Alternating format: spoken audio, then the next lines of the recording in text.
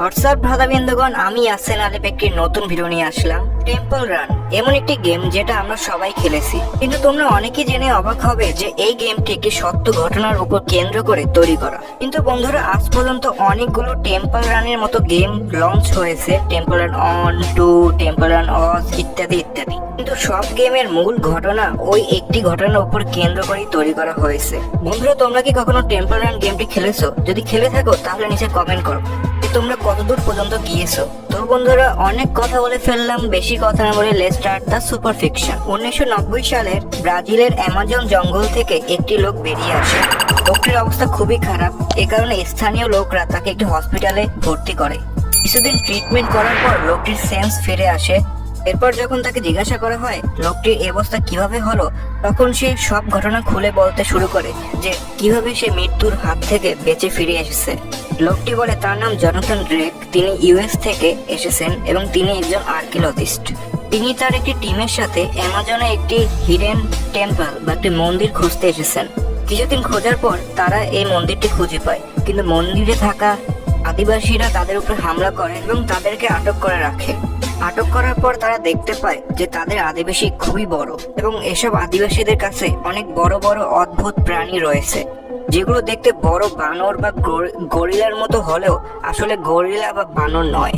কিছুদিন যাওয়ার পর তারা আরো জানতে পারে এসব আদিবাসীরা একটি এল ডোরাডো নামক একটি মূর্তিকে পূজা করে। মূর্তিটি সম্পূর্ণ স্বর্ণের তৈরি এবং গোলাকার। মূর্তির পূজা করার জন্য প্রতিদিন তার টিম থেকে একজন মানুষকে হত্যা বা বলি দেওয়া হতো। এরকম অনেক দিন চলে যায় এবং তার টিমের আর কেউ বেঁচে থাকে না।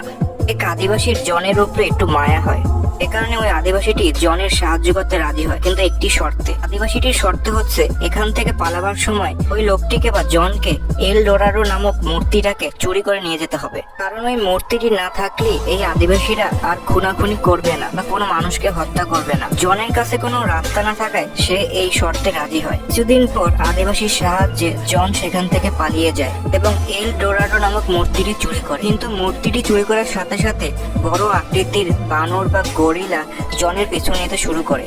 এই বিশাল আকৃতির গরিলাগুলো আদিবাসীরাই পালন করত এবং এই মূর্তিকে রক্ষা করার জন্য এসব গরিলা এখানে ছিল। জন অনেক কষ্টে পালাতে থাকে, কিন্তু এই গরিলা কোনো মতেই জনের পিছন ছাড়ছে না। টানা 21 দিন জন সেখান থেকে পালাতে থাকে এবং জনের পিছনে ভয়ঙ্কর দানব আকৃতির গরিলা করতে থাকে। জন অনেক কষ্টে জঙ্গল পেরিয়ে শহরে প্রবেশ করতেই সেই দানব আকৃতির গরিলাগুলো জনের আর পিছনে আসে না এবং জন তাদের হাত থেকে বেঁচে যায়।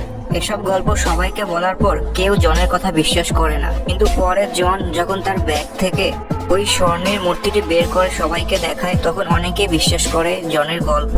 এই স্বর্ণের মূর্তিটি বর্তমানে ব্রাজিলের ন্যাশনাল মিউজিয়ামে আছে। আস্তে আস্তে এই গল্প পুরো বিশ্বে ছড়িয়ে যেতে থাকে এবং অনেক বছর পর 2006 সালে একটি গেমিং কোম্পানি এই গল্পের উপরে একটি গেম তৈরি করতে চেয়েছিল।